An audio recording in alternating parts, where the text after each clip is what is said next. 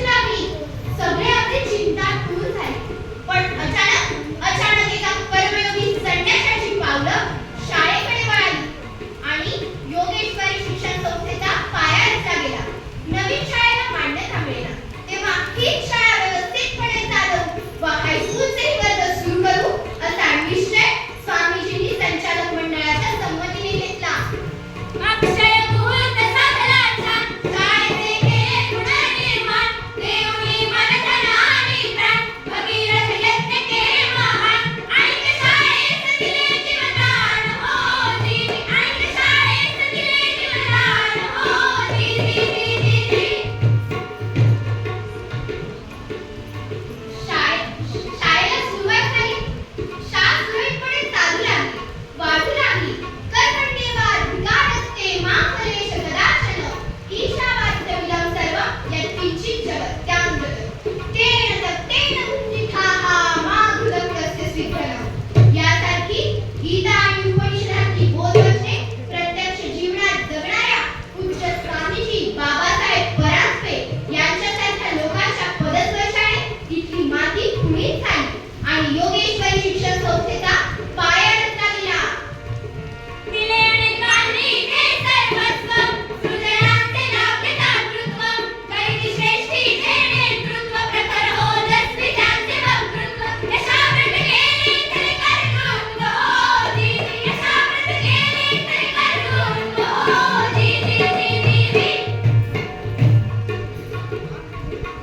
आदिशक्तीच्या नावाने 1917 साली लावलेलं बीज आता अष्टभुजांनी लोकांसमोर प्रकटू लागले. वेगवेगळे 8 विभाग ते सुरू करण्यात आले. इथे येणाऱ्या प्रत्येकाला ते समृद्ध करू लागले. आपली शाळा असे होतात, कर्तव्याची ठेवणी जाण, राखूया तिची आणपणशाण, गाते तिचे आज गुणगान, असे म्हणी योगेश्वरीचा अभिमान हो दीदी, असे म्हणी योगेश्वरीचा अभिमान हो दीदी दीदी. शिक्षक आणि विद्यार्थ्यांचे कष्ट फळाला येताना दिसून येऊ लागले.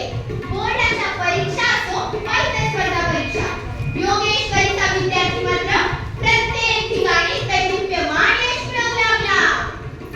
शिक्षण